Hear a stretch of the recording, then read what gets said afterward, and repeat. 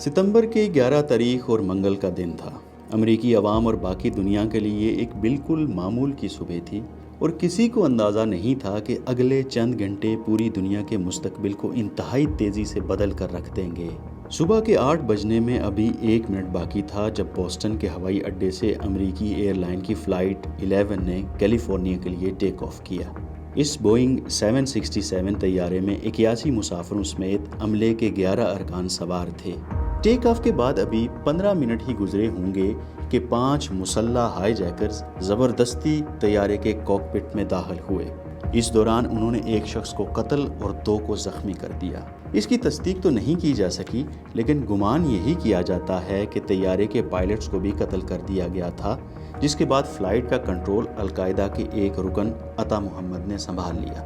Flight 11 کے مسافروں کے لیے کیے گئے اعلانات جب غلطی سے ایئر ٹریفک کنٹرولر کے پاس چلے گئے تو انہیں اندازہ ہو گیا کہ جہاز ہائی جیک ہو چکا ہے۔ اپنی پرواز کے ٹھیک 17 منٹ بعد یونائیٹڈ ایئر لائن کا یہ طیارہ نیو یارک کی پہچان ورلڈ ٹریڈ سینٹر کے نارتھ ٹاور کے 93 اور 99 فلور سے جا ٹکرایا۔ اس حملے کی شدت اس قدر زیادہ تھی کہ نیو یارک شہر میں موجود ان گنت لوگوں نے اسے اپنی آنکھوں سے دیکھا۔ پہل تو میڈیا اور لوگوں کو لگا کہ شاید یہ کوئی حادثہ ہے جس میں جہاز پائلٹ کی غلطی یا کسی خرابی کے سبب عمارت سے جا ٹکرایا ہے، لیکن جب 17 منٹ کے بعد ہی یونائیٹڈ ایئر لائن کا ایک اور بوئنگ 767 ساؤتھ ٹاور کے 77ویں اور 85ویں فلور سے ٹکرایا تو سب کو یقین آ گیا کہ یہ ایک منظم حملہ ہے۔ نارتھ ٹاور کی اوپر کی منزلوں پر 1344 لوگ پھنس گئے تھے، جن کے نکلنے کا کوئی راستہ باقی نہیں رہا تھا۔ جس وقت امریکی ایئر لائن کی فلائٹ 11 ہائی جیک کی جا رہی تھی، ٹھیک اسی وقت یونائیٹڈ ایئر لائن کی فلائٹ 175 بھی بوسٹن کے ہوائی اڈے سے پرواز کر گئی تھی۔ اس بوئنگ 767 کی منزل بھی کیلیفورنیا ہی تھی۔ تقریباً 28 منٹ کے بعد ہائی جیکرز نے عملے کے ارکان پر چھریوں سے حملہ کیا اور بم کی دھمکیاں دیتے ہوئے کاکپٹ میں گھس کر دونوں پائلٹس کو قتل کر دیا۔ روٹ کی تبدیلی اور طیارے سے کوئی جواب موصول نہ ہونے پر ایئر ٹریفک کنٹرولر کو اندازہ ہو گیا کہ دوسرا جہاز بھی ہائی جیک ہو چکا ہے۔ یہ بالکل وہی وقت تھا جب ورلڈ ٹریڈ سینٹر کے ایک ٹاور سے پہلا جہاز ٹکرا چکا تھا۔ ہائی جیکرز نے دوسرے طیارے کا رخ بھی تبدیل کر کے اسے نیو یارک کے ورلڈ ٹریڈ سینٹر کی جانب موڑ دیا۔ اس حوالے سے دلچسپ بات یہ ہے کہ اس دوران فلائٹ 175 ڈیلٹا ایئر لائنز کی فلوریڈا کی طرف جانے والی پرواز سے بھی فضا میں ٹکراتے بچی۔ دونوں پروازیں محض 90 میٹر کے فاصلے سے ٹکراؤ سے بچی تھیں۔ صرف یہی نہیں بلکہ اس کے بعد بھی یہ پرواز 2 اور جہازوں کے ساتھ فضا میں ہی بہت قریب سے گزری تھی۔ نارتھ ٹاور پر حملے کے ٹھیک 17 منٹ بعد فلائٹ 175 ساؤتھ ٹاور سے جا ٹکرائی، لیکن اس سے قبل بہت سے لوگ جانیں بچانے کے لیے ٹوین ٹاور سے نکل چکے تھے۔ اس کے باوجود بھی ٹکراتے وقت ساؤتھ ٹاور کے 85ویں فلور سے اوپر تقریباً 700 لوگ پھنسے ہوئے تھے۔ ایک اہم بات یہ ہے کہ نارتھ ٹاور میں تو اوپر کی منزلوں سے نیچے آنے کا کوئی راستہ نہیں بچا تھا، البتہ ساؤتھ ٹاور میں ایک سیڑھی بچ گئی تھی، لیکن اس سیڑھی سے بھی چند لوگ ہی بمشکل نیچے اتر پائے۔ ہائی جیک کیا گیا تیسرا طیارہ امریکن ایئر لائن کا بوئنگ 757 تھا، جس نے نارتھ ورجینیا کے ہوائی اڈے سے 8:20 پر ٹیک آف کیا۔ اس طیارے کی منزل بھی کیلیفورنیا کا لاس اینجلس انٹرنیشنل ایئرپورٹ تھی۔ فلائٹ 77 میں 5 ہائی جیکر سمیت 58 مسافر سوار تھے۔ نارتھ ٹاور سے طیارہ ٹکرانے کے 5 منٹ بعد ہائی جیکرز نے 8:51 پر حملے کا آغاز کیا اور محض 3 منٹ کے اندر جہاز کا کنٹرول حاصل کر کے اس کا رخ واشنگٹن کی جانب موڑ دیا۔ 9:37 پر جہاز پینٹاگن کی عمارت کی مغربی سمت سے ٹکرایا، جس سے مسافروں اور عمارت میں موجود 189 افراد کی موت واقع ہوئی۔ اس روز ہائی جیک ہونے والے چوتھے اور آخری طیارے فلائٹ 93 کی کہانی سب سے مختلف ہے، جسے امریکی ان حملوں کے بعد مزاحمت کی علامت سمجھتے ہیں۔ یونائیٹڈ ایئر لائن کے اس بوئنگ 757 نے 8:42 پر نیو جرسی سے سان فرانسسکو انٹرنیشنل ایئرپورٹ کے لیے اڑان بھری، جس پر عملے سمیت 44 مسافر سوار تھے۔ ویسے تو اس جہاز نے ہائی جیک ہونے والے طیاروں میں سے دوسرا طیارہ ہونا تھا، کیونکہ اس کا ٹیک آف ٹائم 8 بجے تھا، لیکن یہ 42 منٹ کی تاخیر سے سفر پر روانہ ہوا، جس کے 4 منٹ بعد ٹوین ٹاور سے پہلا جہاز ٹکرا چکا تھا۔ ہائی جیکرز نے تقریباً 46 منٹ کا انتظار کرنے کے بعد کارروائی کا آغاز کیا، مگر تب تک ایئر ٹریفک کنٹرولر کی جانب سے 2 طیاروں کے ٹوین ٹاور سے ٹکرانے کی اطلاع فلائٹ 93 کو دی جا چکی تھی، اور ساتھ ہی یہ ہدایت بھی دی گئی تھی کہ وہ کاکپٹ میں کسی بھی قسم کی مداخلت سے خبردار رہیں۔ لیکن اس اس سے قبل کہ وہ کوئی احتیاطی تدبیر کرتے، اگلے ہی لمحے میں 9:28 پر ہائی جیکرز نے حملہ کر دیا۔ اس دوران مسافروں کو ورلڈ ٹریڈ سینٹر پر حملے کے بارے میں معلوم ہو چکا تھا، اس لیے انہوں نے مزاحمت کا فیصلہ کیا۔ اس بارے میں زیادہ تفصیلات تو معلوم نہیں ہیں کہ مسافروں اور ہائی جیکرز کے درمیان جھڑپ میں کس کا کیا کردار تھا۔ البتہ ہائی جیکنگ کے بعد جہاز کے ایک مسافر ٹام برنٹ کی جانب سے اپنی بیوی کو کی گئی فون کال سے کچھ صورتحال واضح ہوتی ہے۔ اس نے پہلی کال 9:30 پر ملائی اور بیوی کو بتایا کہ جہاز کو کچھ لوگوں نے ہائی جیک کر لیا ہے، جنہوں نے چھریوں کے وار سے ایک شخص کو قتل کر دیا ہے۔ ہائی جیکرز بم کی دھمکی بھی دے رہے ہیں، جس کے بارے میں اس کا خیال تھا کہ یہ مسافروں کو کنٹرول کرنے کی ایک چال ہے۔ جب برنٹ کو اس کی بیوی نے ورلڈ ٹریڈ سینٹر پر حملے کے بارے میں بتایا تو وہ فوراً ہائی جیکرز کے ارادے بھانپ گیا۔ اس نے کہا کہ میں نے ہائی جیکرز کو جہاز کریش کرنے کے بارے میں بات کرتے سنا ہے۔ او میرے خدایا، یہ تو ایک خودکش مشن ہے۔ اس نے اپنی بیوی سے حملوں کے بارے میں مزید تفصیل اکٹھی کرنی شروع کی اور ساتھ ہی وہ دیگر مسافروں تک یہ اطلاعات پہنچاتا رہا۔ اگلی کال میں اس کی بیوی نے اسے پینٹاگون پر حملے کے بارے میں بتایا، جس پر اس نے کہا کہ اس سمیت مسافروں کا ایک گروپ جہاز کا کنٹرول واپس لینے کے لیے پلان بنا رہے ہیں۔ اس کے آخری الفاظ تھے، پریشان مت ہو، ہم کچھ کرنے جا رہے ہیں۔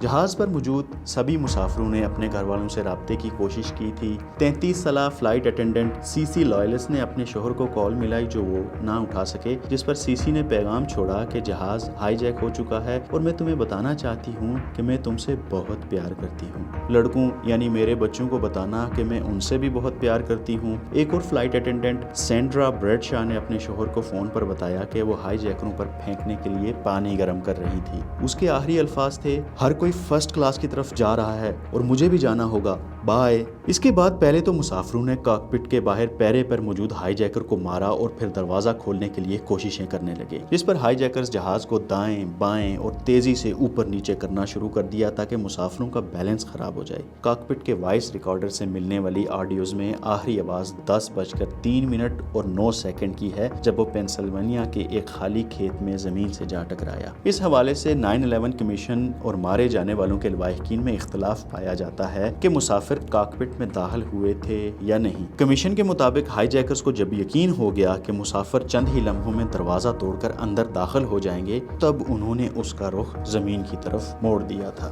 دوسری جانب مرنے والوں کے لواحقین کہتے ہیں کہ مسافر کاکپٹ میں داخل ہو گئے تھے اور انہوں نے ایک ہائی جیکر کو بھی مار دیا تھا، جبکہ ان کی جہاز کا کنٹرول لینے پر لڑائی ہو رہی تھی جب طیارہ زمین سے جا ٹکرایا۔ ایک اہم بات یہ بھی ہے کہ جس وقت جہاز میں لڑائی کا یہ سلسلہ چل رہا تھا، اسی وقت وائٹ ہاؤس کے ایک بنکر میں امریکی نائب صدر ڈک چینی نے اس فلائٹ 93 کو مار گرانے کا حکم بھی دے دیا تھا۔ جب یہ جہاز کریش کر گیا تو انہوں نے کہا، میرے خیال میں اس جہاز پر ہیرو جیسا ایک کام ہوا ہے۔ فلائٹ 93 کے کریش میں 4 ہائی جیکر سمیت 44 افراد مارے گئے تھے۔ اب ذرا واپس نیو یارک کی طرف چلتے ہیں، جہاں پہلا حملہ تو نارتھ ٹاور پر ہوا تھا، لیکن 9:59 پر ساؤتھ ٹاور زمین بوس ہو گیا تھا۔ جیٹ فیول سے بھڑکنے والی آگ نے اس کے سٹیل سے بنے ڈھانچے کو بہت کمزور کر دیا تھا اور 10:28 پر اس کا نارتھ ٹاور بھی تقریباً 102 منٹ جلنے کے بعد مکمل تباہ ہو گیا۔ ایک اندازے کے مطابق ٹوین ٹاورز میں حملے کے وقت 17 سے 18 ہزار لوگ موجود تھے، جبکہ میڈیا پر چلنے والی ابتدائی خبروں میں یہ تعداد 50 ہزار افراد تک بتائی گئی۔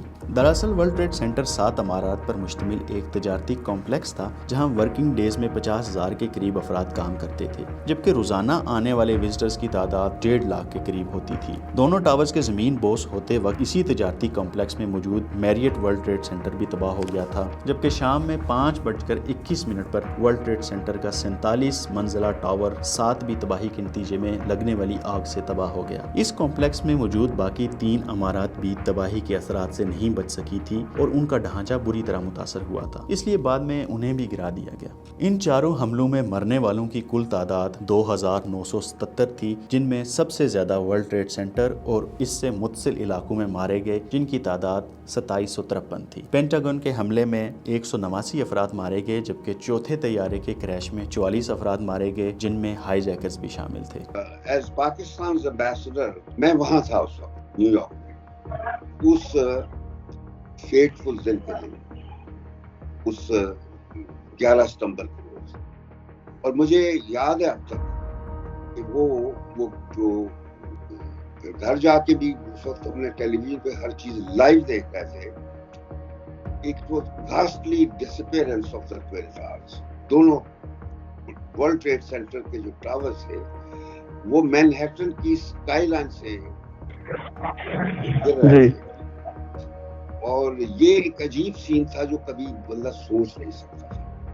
اور ظاہر ہے کہ اس کے نتیجے میں گلوبل لینڈسکیپ تو بدلا پھر بعد میں، لیکن یہ ایک انوکھا واقعہ تھا اور سب کو ہلا کے رکھ دیا تھا. اور میں نے پھر اس پہ کالم شالم جو لکھا تھا اس پہ یہی لکھا تھا کہ we were in the middle of a prayer breakfast meeting at the United Nations headquarters hosted by UN Secretary General Kofi Annan for the heads of diplomatic corps in New York as well as all UN agencies, when all of a sudden the news of a plane crashing into the World Trade Center reached us.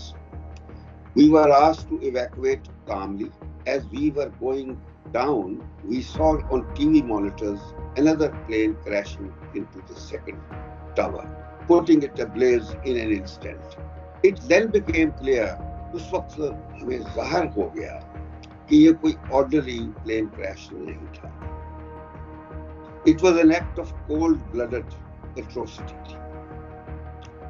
اور کسی کو سمجھ نہیں آ رہا تھا کہ کیا ہو گیا ہے اور کیوں ہوا ہے، اور جو کچھ ہم صرف اس دیکھ سکتے تھے وہ اتنا نظر آ رہا تھا کہ جس طرح انفرنو آف فائر، ایک آگ کا پلندہ جو ہوتا ہے اور دھواں، یہ نظر آ رہا تھا نیو یارک کی اسکائی لائن پر.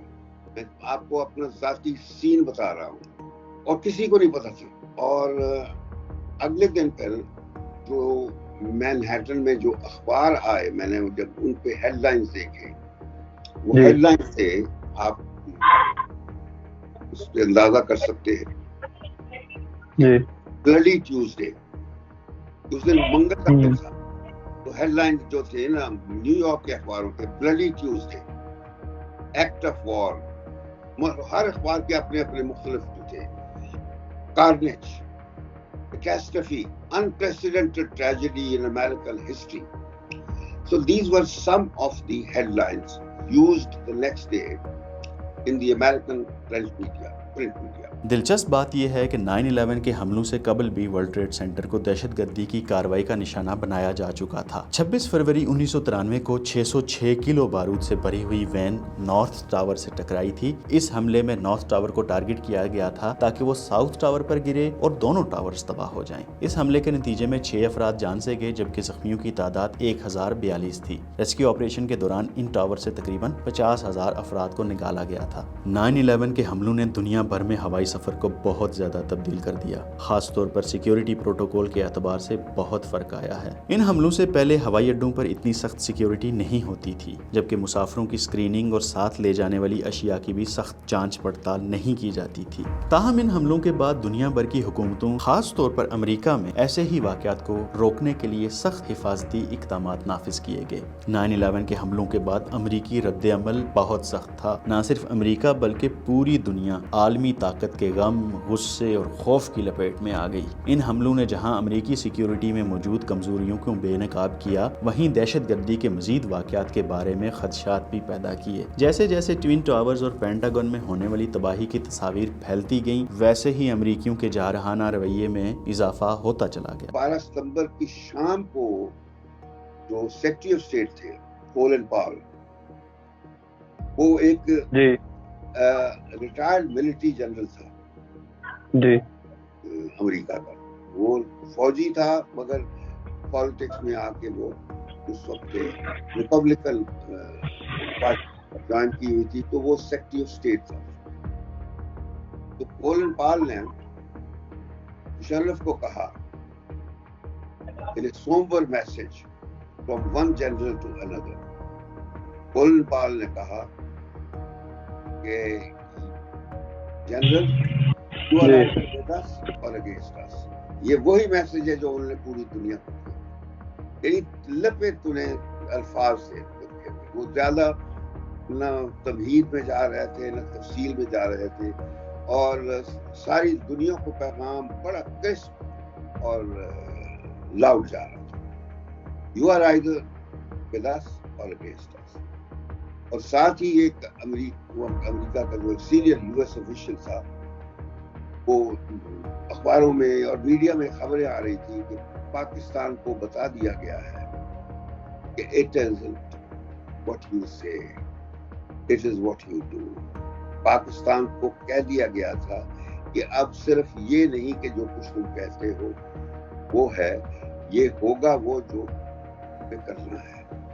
امریکی صدر جارج ڈبلیو بش نے دہشت گردی کے خلاف وار آن ٹیرر کا اعلان کیا اور ان حملوں کو نہ صرف امریکہ پر بلکہ دنیا بھر میں آزادی اور جمہوریت کی اقدار پر حملہ قرار دیا۔ 20 ستمبر 2001 کو کانگریس کے مشترکہ اجلاس سے اپنے خطاب میں بش نے دنیا بھر کے ممالک سے دہشت گردی کے خلاف جنگ میں امریکہ کا ساتھ دینے کی اپیل کی۔ اس تقریر میں افغانستان میں طالبان حکومت کو الٹیمیٹم بھی دیا گیا، جس میں ان سے القاعدہ کے سربراہ اسامہ بن لادن کو حوالے کرنے اور ملک میں سرگرم دہشت گردی کے تربیتی کیمپوں کو ختم کرنے کا مطالبہ کیا گیا۔ طالبان نے انکار کر دیا اور ان کا اصرار تھا کہ حملوں میں اسامہ بن لادن کے ملوث ہونے کا کوئی قطعی ثبوت نہیں ہے۔ اس کے جواب میں 7 اکتوبر 2001 کو امریکہ نے افغانستان پر چڑھائی کر دی، جس سے امریکہ کی طویل ترین جنگ کا آغاز ہوا۔ حملے کے ابتدائی دن تیز اور فیصلہ کن تھے، یوں لگتا تھا کہ یہ شاید بہت مختصر وقت کی بات ہوگی۔ امریکی اور نیٹو افواج نے شمالی اتحاد کی مدد سے طالبان کی حکومت کا خاتمہ کر دیا۔ پھر 12 اور 13 نومبر 2001 کو طالبان نے دارالحکومت کابل بھی خالی کر دیا اور وہ پہاڑوں میں چلے گئے۔ امریکی جنگ کا سب سے بڑا ٹارگٹ اسامہ بن لادن کی گرفتاری یا ہلاکت تھی، تاہم بن لادن پہلے تورا بورا اور پھر وہاں سے بھی نکلنے میں کامیاب ہو گئے اور تقریباً ایک دہائی تک امریکی انٹیلیجنس اور سیکیورٹی اداروں کے لیے ان کی تلاش چیلنج بنی رہی۔ 9/11 کے حملوں کا فوری نقصان تو امریکہ کو اٹھانا پڑا، لیکن اس کا طویل مدتی نقصان افغانستان، پاکستان اور عالمی سطح پر مسلمانوں کو ہوا۔ حملوں کے بعد امریکہ نے دہشت گردی کے خلاف جنگ کا اعلان کیا، جس کی وجہ سے افغانستان اور بعد میں عراق میں فوجی مہم کی گئی۔ افغانستان میں امریکی کارروائی کا ہدف طالبان حکومت تھی، جس پر القاعدہ اور اس کے سربراہ اسامہ بن لادن کو پناہ دینے کا الزام تھا۔ اکتوبر 2001 میں شروع ہونے والی امریکی جنگ 2 دہائیوں تک پھیل گئی، جس نے پہلے سے مشکلات میں گھرے افغانستان کو راکھ کا ڈیر بنا دیا۔ امریکی فوجی مہم نے طالبان کی حکومت کو تو فوری طور پر ختم کر دیا، لیکن اس کے بعد کے تنازعات نے سیاسی اور سیکیورٹی محاذ پر شدید عدم استحکام کو جنم دیا۔ ہزاروں افغان شہری مارے گئے، لاکھوں بے گھر ہوئے اور ملکی انفراسٹرکچر تباہ ہو کر رہ گیا۔ جنگ اور غیر ملکی قبضے نے افغان عوام کی زندگی جہنم بنا کر رکھ دی۔ فضائی حملوں، بمباری اور لڑائیوں نے روزمرہ کی زندگی کو دھرم برہم کر دیا۔ موجودہ افغان نسلیں جنگ کے سوا کچھ نہیں جانتی۔ 9/11 کے حملے اگرچہ امریکی سرزمین پر ہوئے تھے، مگر اس کے بعد پیدا ہونے والی صورتحال سے متاثر ہونے والے ممالک میں پاکستان بھی سر فہرست تھا۔ امریکی جنگ میں اتحادی بننے کی قیمت پاکستان نے 80,000 سے زائد جانوں کا نذرانہ پیش کر کے دی۔ امریکہ نے پاکستانی سرزمین پر ڈرون حملے کیے، جن کا مقصد تو عسکریت پسندوں کو نشانہ بنانا تھا، لیکن اس کے نتیجے میں اکثر پرامن شہریوں کی شہادتیں ہوئیں۔ افغانستان سے عسکریت پسند پاکستان میں داخل ہوئے، جس کے سبب پاکستان میں دہشت گردی کی نہ ختم ہونے والی لہر نے جنم لیا اور اس کے اثرات آج تک پاکستان میں دیکھے جا رہے ہیں۔ اب یہاں دہشت گرد حملے ایک عام واقعہ بن گئے ہیں اور ملک میں سیاسی اور سماجی عدم استحکام میں بڑا حصہ ڈال رہے ہیں۔ وار آن ٹیرر کی عالمی جنگ میں نہ صرف بڑے پیمانے پر جنگ میں شریک سپاہیوں کی زندگیوں کا خاتمہ ہوا، بلکہ افغانستان، پاکستان اور عراق تنازعات سے متاثرہ دیگر خطوں میں ہزاروں بے گناہ شہری بھی مارے گئے۔ اس جنگ نے مغرب اور مسلم دنیا کے درمیان کشیدگی کو مزید گہرا کر دیا۔ بہت سے مسلمانوں نے یہ محسوس کیا کہ ان کے مذہب اور طرز زندگی پر حملہ ہو رہا ہے۔ 9/11 کے بعد امریکہ سمیت مغرب میں مسلمانوں کو اچانک شک کی نظر سے دیکھا جانے لگا اور اسلاموفوبیا بڑھ گیا۔ بہت سے مسلمانوں کو امتیازی سلوک، ایذا رسانی اور تشدد کا سامنا کرنا پڑا۔ مغربی حکومتوں نے امیگریشن کی سخت پالیسیاں متعارف کروائیں اور مسلم کمیونٹیز کو اکثر غیر منصفانہ طور پر جانچا جاتا تھا یا انتہا پسندی سے منسلک کیا جانے لگا۔ اس بیگانگی نے مسلمانوں میں پسماندگی کے جذبات کو پروان چڑھایا، جو اکثر دہشت گردی اور اس کے خلاف جاری عالمی جنگ کے درمیان پھنس گئے تھے۔ 9/11 کے فوری بعد ہی سازشی تھیریز کی بھرمار ہو گئی تھی۔ بالخصوص بہت سے لوگوں کو یہ لگتا تھا کہ امریکہ نے یہ حملہ خود سے کروایا تھا تاکہ وہ بدلے اور دہشت گردی کے خاتمے کے نام پر دنیا بھر میں اپنے سیاسی، معاشی اور دفاعی مقاصد حاصل کر سکے۔ اس حوالے سے پہلے تو یہ تھیری خاصی مشہور ہوئی کہ 9/11 میں ورلڈ ٹریڈ سینٹر صرف جہازوں کے ٹکرانے سے نہیں बल्कि किसी बारूदी मवाद के बायस जमीन बोस हुए थे। इसकी दलील के तौर पर यह कहा जाता है कि वर्ल्ड ट्रेड सेंटर 7 जिससे बराह रास्त जहाज नहीं टकराए थे वो कई घंटों बाद कैसे तबाह हुआ। अगरचे इस हवाले से होने वाली तहकीकात और कई इंडिपेंडेंट रिपोर्ट्स ने इस थ्योरी के हकायक को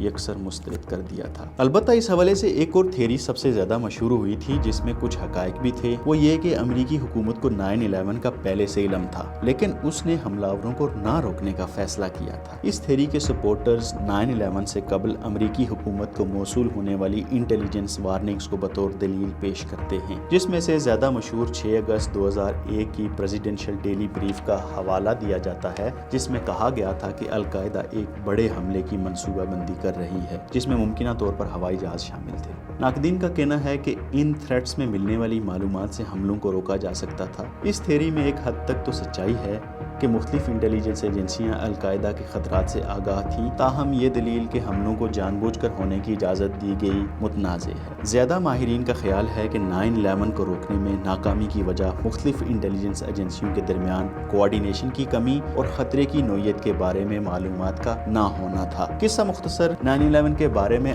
आज भी बहुत से लोग साजिशी नज़रियात पर यकीन रखते हैं, ताहम आलमी सतह पर अमरीकी बयानिए को ही कबूल किया गया जिसमें अमरीका मुखालफत रियासतों ने भी अलकायदा के मुलव्विस होने को तस्लीम किया है।